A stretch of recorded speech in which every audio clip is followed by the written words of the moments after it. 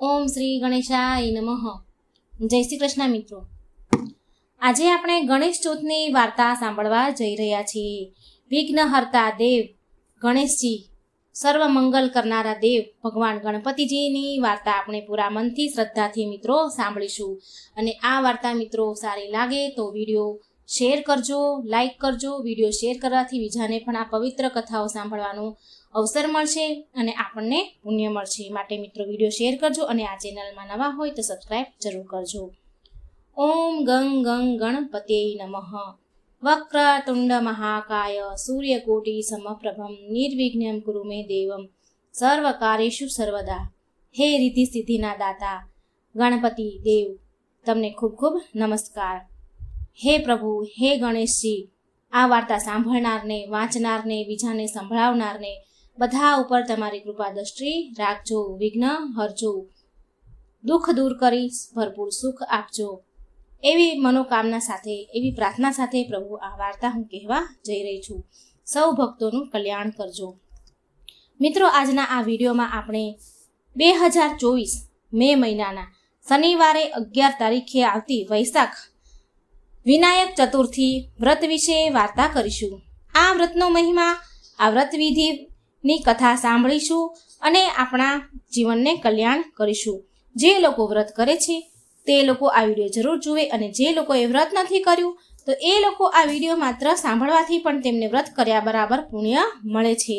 તો અંત સુધી મારી સાથે આ વાર્તામાં જોડાયેલા રહેજો.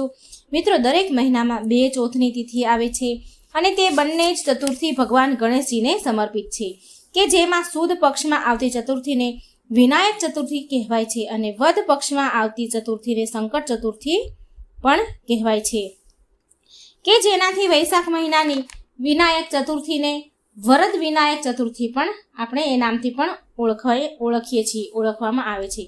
આપણે ત્યાં એવું માનવામાં આવે છે કે વૈશાખ મહિનાની વિનાયક ચતુર્થી એ ભગવાન શ્રી ગણેશનો જન્મ થયો હતો. ત્યારથી આ વિનાયક ચતુર્થી કહેવાય છે. આ દિવસે ભગવાન ગણેશનો જન્મ થયો હતો. મહારાષ્ટ્ર બાજુ મરાઠા લોકો એવું માને છે કે ભગવાન શ્રી ગણેશનો જન્મ ભાદરવા મહિનાની વિનાયક ચતુર્થીએ થયો હતો. એટલા માટે આપણે ત્યાં આ વૈશાખ મહિનાની વિનાયક ચતુર્થીએ ઉજવવામાં આવે છે. આ દિવસે વ્રત કરવામાં આવે છે. ભગવાન શ્રી ગણેશની વિધિપૂર્વક પૂજા કરવામાં આવે છે અને નૈવેદ્ય ધરાવવામાં આવે છે અને દિવસ દરમિયાન વ્રત કરીને ભગવાન શ્રી ગણેશની આરાધના, પાઠ, મંત્ર જાપ કરવામાં આવે છે અને દિવસમાં વધુ સમય ભગવાન શ્રી ગણેશને સેવામાં સમર્પિત આપણે કરીએ છીએ. આજનો દિવસ પસાર કરીએ છીએ ભગવાનની સેવા પૂજામાં, ભગવાનની ભક્તિમાં. અને આવી રીતે આ વિનાયક ચતુર્થી આપણે ત્યાં ઉજવાય છે. કહેવાય છે કે ભગવાન શ્રી ગણેશજીનું આ વ્રત કરવાથી ધર્મ, અર્થ, કામ અને મોક્ષની પ્રાપ્તિ થાય છે. સાથે વિદ્યા, ધન અને આરોગ્ય પણ પ્રાપ્ત થાય છે. ભગવાન શ્રી ગણેશ રિદ્ધિ સિદ્ધિના દાતા છે. ગણેશના સિદ્ધિ વિનાયક રૂપની પૂજા કરવામાં આવે છે આ દિવસે. અને આ દિવસે જો સિદ્ધિ વિનાયક દેવની પૂજા કરીએ છીએ તો આપણા નોકરી, ધંધા, વેપારમાં સમસ્યાઓ નથી આવતી. તેનું પણ નિવારણ થઈ જાય છે. જો સમસ્યા હોય તો પણ નિવારણ થઈ જાય છે. જે કોઈ પતિવ્રતા સ્ત્રી આ વ્રત કરે છે તો તેને સુખ સૌભાગ્યના આશીર્વાદ મળે છે અને જેને સંતાન પ્રાપ્તિની ઈચ્છા હોય તે પણ આ વ્રત કરે છે તો તેને પણ આ વ્રતનું પૂરું ફળ જરૂર મળે છે. આજના દિવસે જે ભગવાનની શ્રદ્ધાપૂર્વક પૂજા અર્ચના કરે છે તો ભગવાન તેને આશીર્વાદ આપે છે. આપણી બૌદ્ધિક ક્ષમતા એટલે કે આપણી બુદ્ધિમાં વધારો કરે છે. કેમ કે ભગવાન શ્રી ગણેશ બુદ્ધિના દાતા છે, બુદ્ધિના દેવતા કહેવામાં આવ્યા છે. સાથે જ આપણે અખાત્રીજના ત્રીજના દિવસે કોઈ નવા કાર્યની શરૂઆત કરી હોય ત્યારે પણ ગણેશજીનું પૂજન કર્યું હોય છે અને તેની સાથે તેના બીજા દિવસે એટલે કે ગણેશ ચતુર્થીના દિવસે, વિનાયક ચતુર્થીના દિવસે પણ જો ભગવાન શ્રી ગણેશનું પૂજન પણ કરવામાં આવે તો પણ તે કાર્ય આપણું જરૂર સફળ થાય છે અને તે કાર્ય આપણું પૂર્ણ પણ નીવડે છે. અને જો કોઈ નવા ધંધાની શરૂઆત કરી હશે તો તેમાં પણ બરકત રહેશે અને દિવસે ને દિવસે આપણો ધંધો વૃદ્ધિ પામશે. તથા એવું પણ કહેવાય છે કે વૈશાખ મહિનાની આ ચતુર્થીના દિવસે ગણેશજીનું પૂજન કરવાથી સુખ સમૃદ્ધિમાં વધારો થાય છે. અવરોધો, બાધાઓ, મુશ્કેલીઓ દૂર થાય છે અને આ દિવસે વ્રત રાખવાથી રોગ, કષ્ટ, પીડા દૂર થાય છે અને આપણા આયુષ્યમાં પણ વધારો થાય છે. આ વિનાયક ચતુર્થીના દિવસે ગણેશજીની પૂજા દિવસમાં 2 વખત કરવામાં આવે છે. એક વખત બપોરે અને એક વખત સવારે. જો આપણે આ વ્રતની વિધિ વિધાનની વાત કરીએ તો આ દિવસે સવારે સૂર્યોદય સમયે સૂર્ય ઉદય પહેલા ઉઠી જવું અને સૂર્યદેવને જળ સમર્પિત કરીને આપણા ઘરના મંદિરમાં ભગવાન શ્રી ગણેશ તો હોય જ, બધાના જ ઘરમાં લગભગ ગણપતિ દાદા તો હોય જ છે. તો આ વ્રત કરીએ તો ગણેશજીની પૂજા વિધિથી કરવી. અલગથી બાજોટ ઉપર ભગવાન શ્રી ગણેશની સ્થાપના કરવી અને પૂજાની શરૂઆત કરતા પહેલા સંકલ્પ લેવાનો અને ભગવાન શ્રી ગણેશને મૂર્તિ હોય તો તેને પંચામૃત અને જળથી સ્નાન કરાવવું અને ત્યારે પછી ભગવાનની પૂજા સ્થાનમાં સ્થાપના કરવી અને ફૂલ દૂર્વા અર્પણ કરવા અને અર્પણ કરતા સમયે ઓમ ગંગ ગણ ગણપતે નમઃ આ મંત્રનો જાપ કરવો, શક્ય હોય તો કરવો જ. અને જો શક્ય હોય તો 21 વખત જાપ કરવો, 21 દૂર્વા અર્પણ કરવાના અને ત્યાર પછી ભગવાનને પ્રસાદ અર્પણ કરવાનો, નૈવેદ્ય ધરાવો, આરતી કરવી અને થાળ પણ ગાવો.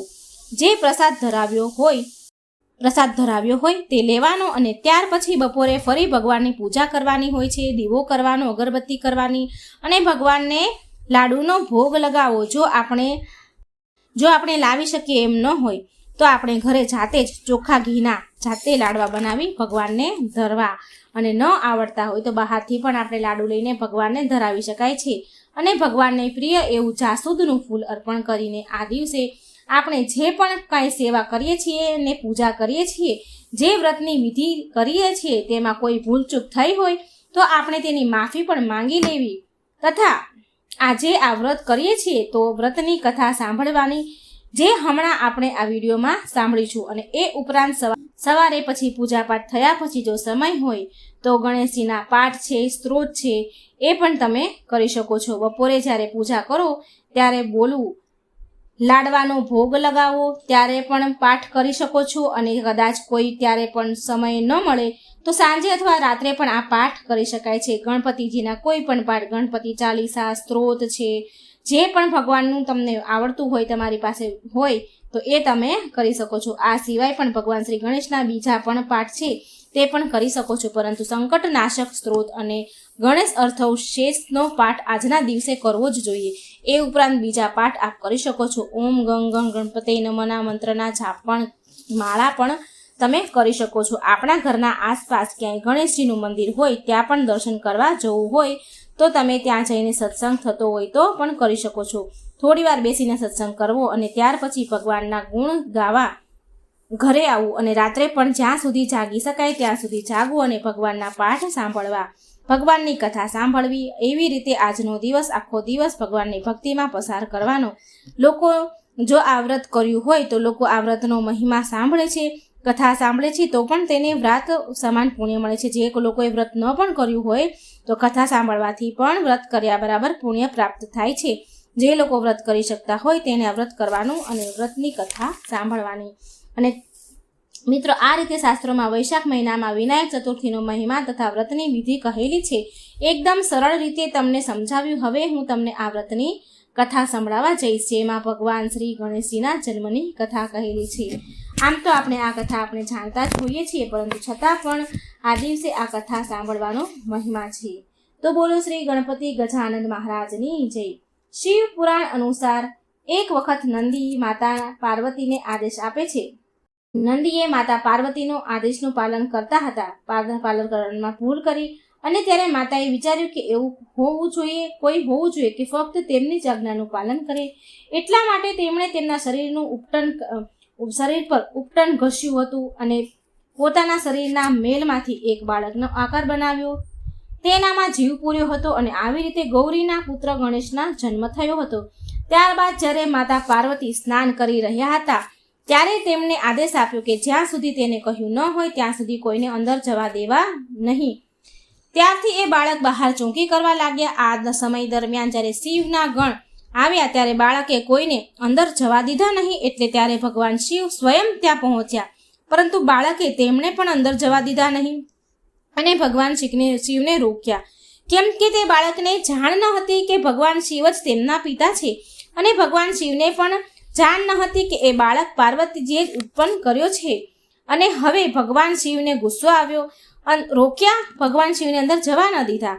એટલે એને ગુસ્સો આવ્યો શિવજીને અને તે બાળકને ભગવાન શિવ બંને વચ્ચે યુદ્ધ થયું અને અંતે ભગવાન શિવે તો ગુસ્સામાં આવીને ક્રોધે ભરાઈને બાળકનું મસ્તક માથું શરીરથી અલગ કરી દીધું. અને તે જ સમયે જ્યારે માતા પાર્વતી બહાર આવ્યા અને આ બધું જોયું તો તેમને ખૂબ જ ગુસ્સો આવ્યો. બાળક ગણેશજીનું માથું કપાયેલું જોઈ માતા પાર્વતીએ શિવજીને કહ્યું કે તમે મારા પુત્રનું જ માથું કાપ્યું, હવે તેમને જીવિત કરું.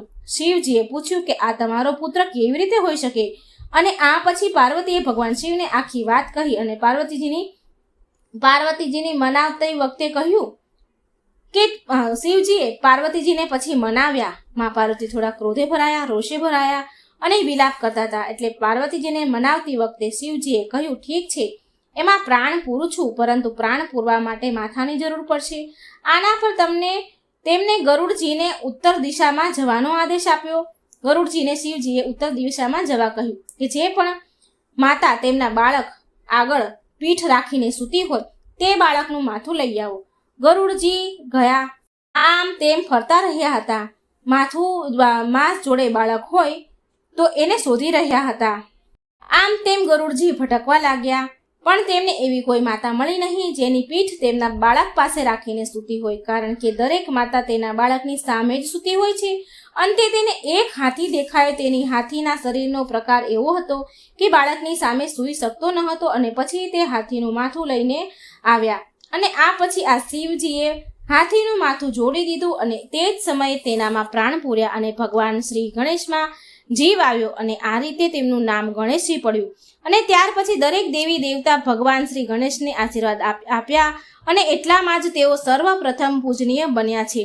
કોઈ પણ કાર્યની શરૂઆતમાં ભગવાન શ્રી ગણેશની પ્રાર્થના પૂજા કરવામાં આવે છે અને ત્યાર પછી જ આપણું કોઈ પણ કાર્ય હોય છે, પૂજા હોય છે, એ કરવામાં આવે છે. આ રીતે આ વિનાયક ચતુર્થીની કથા હતી જે આપણે સૌએ સાંભળી. તો બોલો જય શ્રી ગણપતિ ગજાનંદ મહારાજની જય. અને મિત્રો, આ ગણપતિજીના લગતી ગણપતિજીની બીજી પણ વાર્તા છે. ગણેશ ચોથની વાર્તા છે. વૈશાખ માસની શુક્લ પક્ષની ચોથ એટલે કે વિનાયક ચોથ. આજે ભગવાન શ્રી ગણેશની પૂજા કરીને લાડવાનો પ્રસાદ ધરાઈ વિધિ વિધાનથી પૂજા કરાય છે. ભગવાન શ્રી ગણેશને પ્રિય લાડુ, દુર્વા અને સિંદૂરનું આજે ખૂબ જ મહત્વ છે, જેના વગર ભગવાન શ્રી ગણેશની પૂજા અધૂરી છે. આજના દિવસે ભગવાન શ્રી ગણેશની પૂજા કરવાથી શ્રી ગણેશ ભક્તો પર એની કૃપા રાખે છે, વિઘ્ન હરે છે, આખું એ વર્ષ શુભ મંગલ જાય છે. આ ચોથને વિનાયક ચોથ કહેવાય છે, જેનું ગુજરાત સૌરાષ્ટ્રમાં આનું ખૂબ જ મહત્વ છે. આજના દિવસે ભગવાન શ્રી ગણેશને પંચામૃતથી સ્નાન કરાવવામાં આવે છે. ત્યારબાદ શુદ્ધ ગંગાજળથી સ્નાન કરાવી ત્યારબાદ ગણેશજીની સ્થાપના કરવી. આમ તો ભગવાન શ્રી ગણેશ સ્થાપના બાજુટ તથા પાટલા પર કરી શકાય છે, પરંતુ આજના શુભ દિવસ પર ભગવાન શ્રી ગણેશની સ્થાપના સુપડા પર થાય છે. સુપડામાં ઘઉંની ઢગલી કરી શ્રી ગણેશજીને સ્નાન કરાવી શુદ્ધ ઘીમાં સિંદૂર ઘોળી લેપ કરાય છે. ત્યારબાદ સુપડા પર તેની સ્થાપના કરાય છે. ભગવાન શ્રી ગણેશને દુર્વા, અક્ષર, પુષ્પ ચઢાવી લાડવાનો પ્રસાદ ધરાવાય છે. આ પૂજા મધ્યમ સમયે કરાય છે, એટલે કે બપોરના સમયે, અને વધેલા સિંદૂરને ઘરના મુખ્ય દરવાજે શુભ લાભ લખાય છે, જેનાથી શુભતા સાથે મંગલતાનું પ્રવેશ થાય છે. ત્યારબાદ સદાય સંધ્યા સમયે ધૂપ દીપ આરતી કરી ભગવાન શ્રી ગણેશનું ઉત્થાપન કરાય છે. ઘઉં ઉપર ભગવાન શ્રી ગણેશની સ્થાપના કરી હોય તે ઘઉં અનાજ ભરવાની કોઠી અથવા તો જેમાં આખા વર્ષના ઘઉં ભર્યા હોય તેમાં ઘઉં ઉમેરી દેવાય છે. એવું કહેવાય છે કે વિઘ્ન વિધાતાથી પૂજા, વિધિ વિધાનથી પૂજા કરવાથી વિઘ્નહર્તા દેવ ખુશ થાય છે. વિધિ વિધાનથી પૂજા કરવાથી ઘરમાં ધન ધાન્યના ભંડાર ભરેલા રહે છે. ભગવાન શ્રી ગણેશથી જે ઘઉં નાખીએ આપણે પેટીમાં આખા વર્ષના ઘઉં, તો તેનાથી ક્યારેય અન્નધન આપણું ખૂટતું નથી, કારણ કે સુપડું એક અક્ષય પાત્ર છે. કહેવાય છે એમાં આવ્યું છે કે જેમાં ભગવાન શ્રી ગણેશ બિરાજમાન થઈ રીતિ સિદ્ધિ સહિત પૂજા થાય છે. ભગવાન શ્રી ગણેશ માતા લક્ષ્મી અન્નપૂર્ણાની કૃપા પ્રાપ્ત થાય છે. એટલા માટે આ દિવસે વિધિ વિધાનથી ભગવાન શ્રી ગણેશની પૂજા કરાય છે. પરંતુ આ દિવસે ચંદ્ર દર્શન નથી કરાતા. આ દિવસે ચંદ્ર દર્શન કરવાથી દોષ લાગે છે. જો બીજના દિવસે ચંદ્રના દર્શન ન કરાય તો આ દિવસે દર્શન કરાય નહીં. આ રીતે જો બીજના દિવસે દર્શન કર્યા હોય ચંદ્રના, તો જ આ દિવસે આ દર્શન કરાય છે, ચોથના દર્શન કરાય છે. આ રીતે આજના દિવસે ભગવાન શ્રી ગણેશના દર્શન કરી લાડવાનો પ્રસાદ ધરાવો. થોડો પ્રસાદ ગરીબ અથવા બ્રાહ્મણમાં વહેંચવો, જેનાથી ભગવાન શ્રી ગણેશ ખુશ થાય છે. આજના દિવસે ગણેશ ચાલીસા, સંકટનાશક ગણેશ સ્ત્રોતનો પાઠ કરવો, તેમજ ઓમ નમઃ શિવાય, ઓમ ગણપતિ નમો મંત્રનો જાપ કરવો. તેમજ આ દિવસે રથની કથાઓ સાંભળવી, કથાઓ સાંભળવાથી ભગવાન શ્રી ગણેશની કૃપા આજીવન હંમેશા આપણા પર રહે છે. ધન, ધાન્ય, સુખ, શાંતિ અને સંતાનના આશીર્વાદ મળે છે. તો આ હતું વિનાયક ચોથની વ્રતની વિધિ અને મહત્વ. હવે સાંભળીશું આજની આપણે ગણેશજીની બીજી કથા. એકવાર દેવી પાર્વતીએ શિવજી સાથે ચોપાટ રમવાની ઈચ્છા જગાવી. શિવજીએ ચોપાટ રમવાનું શરૂ કર્યું, પરંતુ આ રમતમાં મુશ્કેલ વાત એ હતી કે હાર જીતનો નિર્ણય કોણ કરે. તેના માટે શું કરવું? તેના માટે ઘાસના ભૂસામાંથી એક બાળકની રચના કરી, તેના પ્રાણ પ્રતિષ્ઠા કરી અને કહ્યું કે તું હાર જીતનો નિર્ણય કરજે. રમત શરૂ થઈ ત્યારે શરૂઆતમાં 3 વાર માતા પાર્વતી જીત્યા, પરંતુ તે બાળકે કપટ કર્યો કે મહાદેવ જીત્યા છે. ત્યારે માતા પાર્વતી ખૂબ જ ક્રોધિત થઈ ગયા અને એ બાળકને કાદવમાં રહેવાનો શ્રાપ આપ્યો. બાળકે માફી માંગી ત્યારે પાર્વતી માતાએ કહ્યું કે એક વર્ષ પછી નાગકન્યા અહીં આવશે. તેના કહેવા પ્રમાણે શ્રી ગણેશ ચતુર્થીનું વ્રત કરવાથી તારા કષ્ટ દૂર થઈ જશે. ત્યાર પછી એ બાળકે ગણેશજીની ઉપાસના કરી અને ભગવાન શ્રી ગણેશને પ્રસન્ન કર્યા. ગણેશજીના પોતાના માતા પિતા અર્થાત શિવ પાર્વતીના દર્શન માટે કૈલાસ જવાનું વરદાન આપ્યું. તે બાળક કૈલાસ પહોંચી ગયો. માતા પાર્વતીને મનાવવા માટે શિવજીને પણ 7 દિવસ સુધી શ્રી ગણેશનું વ્રત કર્યું અને પાર્વતીને મનાવા ગયા. ત્યારબાદ માતા પાર્વતીએ પણ પિતાના પુત્રને મળવા માટે આ દિવસનું વ્રત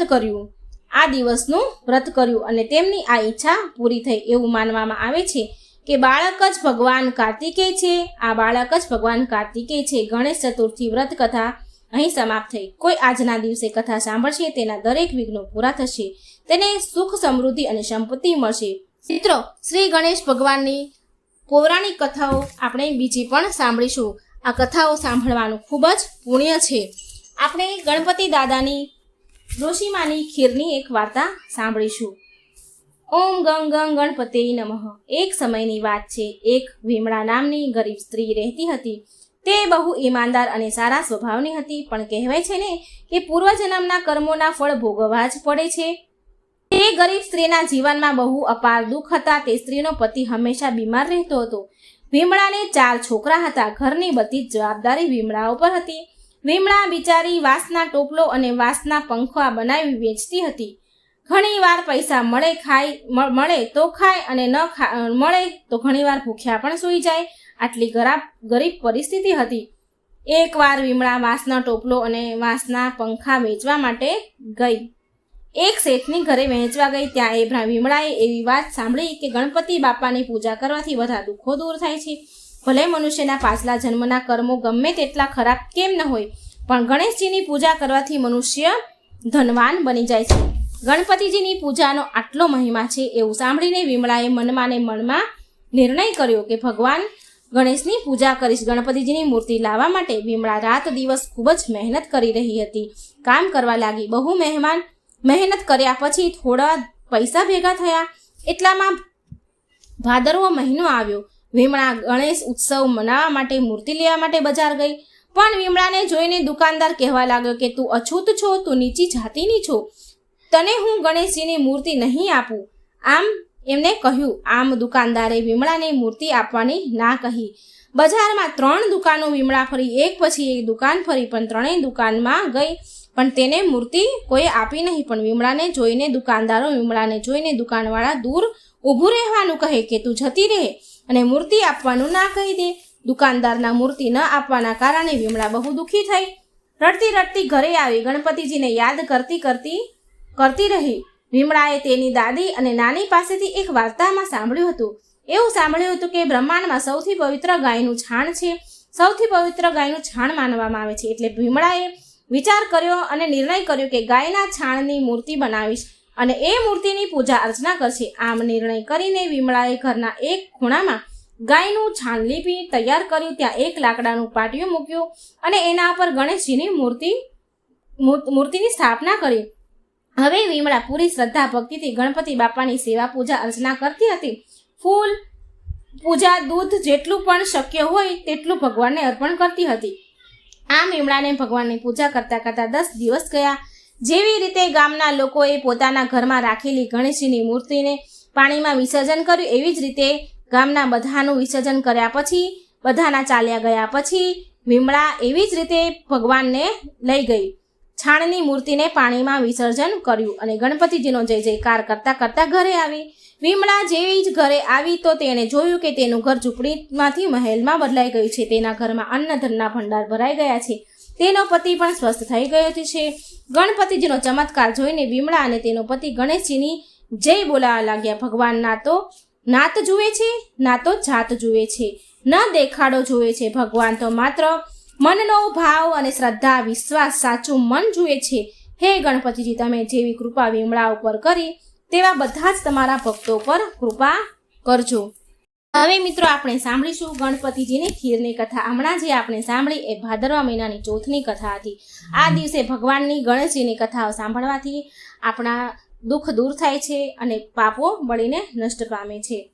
ગણેશજી એક બાળ સ્વરૂપે પહોંચ્યા એક ડોશીમાના ઘરે ખીર ખાવા. આ ભગવાનને પ્રિય ખીરની વાર્તા છે.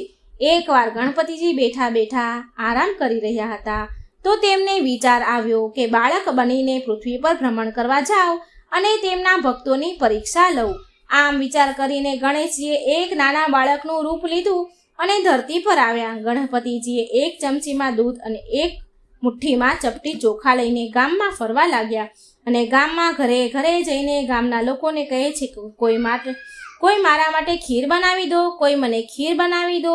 પણ તે બાળક સ્વરૂપ ગણપતિજીની વાત કોઈએ સાંભળી જ નહીં. બધા જ તે બાળક પર હસી રહ્યા હતા અને કહે છે કે શું આ એક ચમચી દૂધ અને એક મુઠ્ઠી ચોખાથી કઈ ખીર બને ખરી? ગણપતિજીની બધા હસી ઉડાવવા લાગ્યા. ગણેશજી આમ તેમ ફરી રહ્યા હતા ખીર ખાવા માટે, ખીર બનાવવા માટે કે કોઈ મને એક ચમચી દૂધ અને એક મુઠ્ઠી ચોખાની ખીર બનાવી દો. કોઈએ બનાવી ન દીધી. ત્યાં ફરતા ફરતા એક ઝૂંપડી પાસે આવ્યા અને ઝૂંપડી પાસે એક ડોશીમા ગરીબ બેઠા હતા. તે ડોશીમાએ આ બાળકનો અવાજ સાંભળ્યો કે તે ખીર બનાવવા માટે ફરી રહ્યો છે એટલે તે ડોશીમા બાળકને બોલાવીને કહે છે, લાવ બેટા, હું તને ખીર બનાવી આપીશ.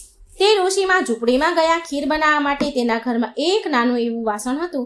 તેમાં ડોશીમાએ તે બાળક પાસેથી એક ચમચી દૂધ અને મુઠ્ઠી ચોખા લઈ વાસણમાં નાખી અને ચૂલા ઉપર ખીર ચડાવી દીધી. એટલે તે વાસણ તો આખું છલોછલ ભરાઈ ગયું. એટલે તે ડોશીમાએ બીજું મોટું વાસણ લીધું, તેમાં ખીર નાખી, પણ તે વાસણ પણ ભરાઈ ગયું. પછી ડોશીમાએ જે પણ ઘરમાં વાસણો હતા એ બધા જ તપેલી જે પણ હતું એ બધા જ લીધા અને બધા જ ખીરના ભરાઈ ગયા. એટલે તે ડોશીમા બોલ્યા કે બેટા, મારી પાસે જે પણ વાસણ હતા એ તો બધા ભરાઈ ગયા છે. એટલે તે બાળક બોલ્યો, માં, તમે બીજા મોટા વાસણ પાડોશી પાસેથી માંગી લો. એટલે તે ડોશીમા પાડોશીના ઘરે જઈને મોટા તપેલાઓ લઈ આવ્યા. એ બધા જ તપેલા ખીરથી છલોછલ ભરાઈ ગયા. એટલે તે ડોશીમા બોલ્યા કે અરે બેટા, આ તો બહુ બધી ખીર બની, આટલી બધી ખીરનું શું કરીશું? તો તે બાળક બોલ્યો કે માં, તમે એવું કરો કે આખા નગરમાં ખીર ખાવાનું નોતરું આપી દો. તે ડોશીમા જઈને પૂરા ગામમાં ખીર ખાવાનું નોતરું આપી આવ્યા. આજે બધા જ મારા ઘરે ખીર ખાવા આવું છું. આમ બધાને ગામમાં ખીરનું નોતરું આપે છે. પણ મિત્રો, તે ડોશીમા પર બધા જ ગામના લોકો હસવા લાગ્યા. એ ડોશીની મજાક ઉડાડવા લાગ્યા કે આ ડોશી તો એટલી બધી ગરીબ છે કે બધા પાસે ખાવાનું માંગતી ફરે છે, રોજ ખાવાનું માંગવા આવે છે અને એના બદલે આજે ખીર ખાવાનું નોતરું આપવા આવી છે. આમ બધા તે ડોશીમાની મજાક ઉડાડવા લાગ્યા અને ઘણા લોકો તો બોલ્યા કે ચાલો તેને મજાક ઉડાડવા, ચાલો તેના ઘરે ખીર ખાવા જઈએ. તે શું ખીર ખવડાવવાની હતી? આપણે ઘરેથી જમીને જઈશું, નહીં તો ભૂખ્યું જ રહેવું પડશે. તો ઘણા લોકો કહે છે કે અરે, ખાવાનું તો ઘરે આવીને પણ ખાઈ લઈશું. આજે તો આપણે જોઈએ કે આ ડોશી કેવી ખીર ખવડાવે છે આપણને. જેવી જ તે વૃદ્ધ ડોશીના ઘરે ખીર ખાવાનું નોતરું આપવા માટે ગયા તો તેની વહુએ જે ડોશીમાં ખીરનું ખાવાનું નોતરું ગામમાં આપવા ગયા હતા તો એ ડોશીમાની વહુ ઘરે હતી. તો એ ડોશીમાની વહુએ એવું વિચાર્યું, ખબર નહીં કે મારા માટે ખીર બચશે કે નહીં. મારી સાસુ તો આખા ગામમાં નોતરું આપવા ગયા છે, મારી માટે ખીર બચશે કે નહીં, શી ખબર. એટલે તેની વહુએ કાંસાની થાળીમાં ખીર નાખી અને બોલી, જય હો ગણેશ મહારાજની, તમને ભોગ લાગે. આમ બોલી તેણે ખીર ખાવાનું શરૂ કરી દીધું. તેણે ખીર ખાઈ લીધી અને પછી આખા ગામમાં બહુ બધા લોકો ખીર ખાવા આવ્યા. બધાએ પેટ ભરી ભરીને ખીર ખાધી અને જે જમીને ઘરેથી આવ્યા હતા તે લોકો તો બહુ પછતાયા. જ્યારે બધા ખીર ખાઈને ચાલ્યા ગયા તો વૃદ્ધ ડોશીમાં બોલ્યા કે ચાલ બેટા, હવે આપણે પણ ખીર ખાઈ લઈએ. ત્યારે એ બાળક બોલે છે, ભગવાન ગણપતિ દાદા બાળ સ્વરૂપમાં હતા એટલે એ બોલ્યા, હે માં, મને તો ભોગ લગાવી દીધો છે, મેં તો ખીર ખાઈ લીધી છે. ત્યારે તે વૃદ્ધ ડોશીએ કહ્યું કે બેટા, તે ક્યારે ખીર ખાઈ લીધી? મેં તો તને ખીર ખાતા જોયો નહીં. ત્યારે બાળક ગણેશ કહે છે, માં, જ્યારે તમારી વહુ સૌથી પહેલા કાંસાની થાળીમાં ખીર લઈને બેઠી હતી ખાવા, તો તેણે કહ્યું હતું કે જય હો ગણેશજીની, તમને ખીરનો ભોગ લાગે. મેં ત્યારે જ ખીર ખાઈ લીધી.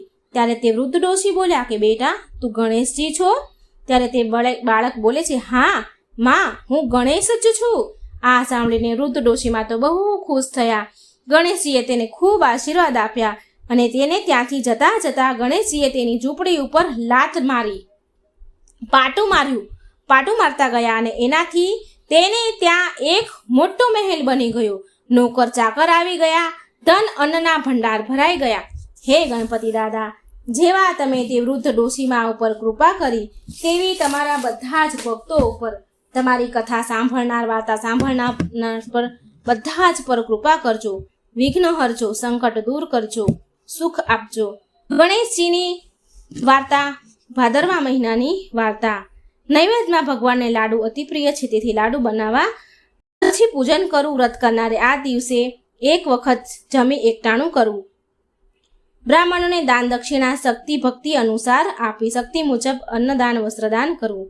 ગણપતિ મહારાજ શંકર ભગવાન અને મા પાર્વતીના પુત્ર કાર્તિક સ્વામીના ભાઈ છે. ઉંદરનું વાહન છે. રિદ્ધિ સિદ્ધિ તેમને વરેલી છે. કોઈ પણ સારો પ્રસંગ હોય, ધાર્મિક પ્રસંગ હોય તો ગણપતિ મહારાજની પહેલી પૂજા કરવી પડે. રીજે તો લાડુ આપે અને ખીજે તો સૂંઢ ફટકારે. આવા આ ગણપતિ મહારાજ સર્વ દેવોમાં આ એક જ દેવ આવા કે પોતાના હાથમાં શસ્ત્ર રાખે નહીં, પરંતુ લાડુ રાખે.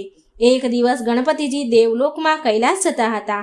એવામાં જ્યાં ચંદ્રની પાસેથી નીકળ્યા કે ચંદ્ર ગણેશજીનું આવું સ્વરૂપ જોઈને ખી ખી ખી હસવા લાગ્યા અને બોલ્યા, વાહ ભાઈ વાહ, મોટું પેટ અને લાંબી સૂંઢ. આમ ચંદ્ર મશ્કરીમાં બોલ્યા અને ફરીથી હસવા લાગ્યા, પરંતુ ગણપતિ મહારાજ કંઈ બોલ્યા નહીં અને આગળ ચાલવા લાગ્યા. ત્યાં તો પેલો ચંદ્ર ફરીથી મશ્કરી કરવા લાગ્યા અને હસવા લાગ્યા અને બોલ્યા, એ દુંદાળા દેવ, આ ઉંદરની સવારીએ ઠચુક જાઓ છો, તે ક્યારે કૈલાસ ઉપર પહોંચશો? લ્યો કોઈ ઝડપી વાહન આપો. ગણપતિજી આ વખત પણ શાંત રહ્યા. ટીખળીએ ચડેલા ચંદ્ર પોતાના વિવેક ચૂકી ગયા. વાણી કડવી વખ જેવી થઈ અને બુદ્ધિહીન થઈને બોલ્યા, બહાર તો આવા દેખાવ છો એ તો જાણ્યું, પરંતુ બોલતા પણ નથી. તે શું મૂંગા પણ છો તમે? આટલું સાંભળતા જ ગણપતિજીની આંખો તો લાલચોળ થઈ ગઈ. એમને થયું, હવે હદ થાય છે. આ ચંદ્ર પોતાના રૂપમાં અભિમાનમાં છકેલો, હવે તેને શિક્ષા કરવી જ પડશે. આમ વિચારી ગણપતિજી મહારાજ ક્રોધે ભરાઈને બોલ્યા, હે ચંદ્ર, તું તારા રૂપના અભિમાનમાં છકેલો છું, પણ યાદ રાખ, મારો તને શ્રાપ છે કે આજે ભાદરવા સુદ ચોથના દિવસે ત્રણેય લોકમાં વસનારા સર્વ કોઈ તારી સામે નહીં જુએ અને કદાચ જોશે તો તે મહા મુશ્કેલીમાં આવી પડશે. સાપ સાંભળતા ચંદ્રનો ગર્વ ઓગળી ગયો. તેને થયું, અરર, આ તો મારાથી અવિવેક થઈ ગયો. અભિમાનમાં વાણીનો સંયમ પણ રહ્યો નહીં કે કાંપવા લાગ્યો. અને જ્યાં ગણપતિજીની સામે કંઈ કહેવા જાય તો જુએ છે કે ગણપતિજી તો ક્યારનાય આગળ નીકળી ગયા છે. ચંદ્રને પસ્તાવો થવા લાગ્યા, પણ હવે થાય શું? ચંદ્રને એવી ભોઠપ લાગી કે તે છુપાઈ ગયા અને અંધકાર છવાયો. અને અચાનક અંધકાર છવાવાથી ભારે અંધાધૂંધી ફેલાઈ. દેવો પણ ગભરાયા અને તેઓ ભેગા થઈને ભગવાન પાસે ગયા કે મહારાજ ચંદ્રના શાપનું નિવારણ કહો. ભગવાન કહે છે, દેવતાઓ સાંભળો, આ તો ગણેશજીનો શ્રાપ છે, માટે તેમના સિવાય શાપનું નિવારણ કોઈ બતાવી શકે નહીં. માટે આપ સર્વ ગણપતિજી પાસે જાઓ. વળી ગણપતિજી તમારા ઉપર ખુશ થાય તેવો રસ્તો પણ હું બતાવું છું, તે સાંભળો. તમે બધા ચંદ્ર પાસે જઈને એને કહેજો કે ભાદરવો માસ બેસે એટલે સુદ એકમની સુદ ચોથ સુધી ગણેશજીના ચોથનું વ્રત કરે. અને એ વ્રતની વિધિ આ પ્રમાણે છે. સૌ પ્રથમ ગણપતિજીની સોનાની મૂર્તિ બનાવવાની. જો સોનાની ન બનાવો તો સ્થિતિ પ્રમાણે કોઈ પણ ધાતુની બનાવવાની. અને એ પણ શક્ય ન હોય તો ગણપતિજીની છબી લેવી.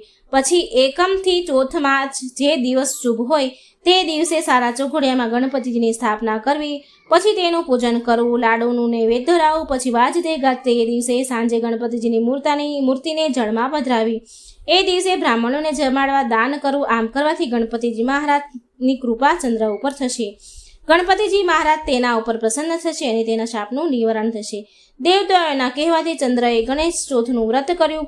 વિધિ પ્રમાણે વ્રત કર્યું અને ગણેશજીને તેના ઉપર પ્રસન્ન થયા. ચંદ્રએ ગણપતિની ક્ષમા માંગી ત્યારે ગણેશજીએ તેમના ઉપર કૃપા કરીને કહ્યું કે હે ચંદ્ર, તું મારા શાપમાંથી મુક્ત તો નહીં જ થાય, પરંતુ તે મારું વ્રત કરીશ, તેથી હું તારા પર પ્રસન્ન થયો છું અને તેથી હું તને આપેલા શ્રાપ હળવો બનાવું છું.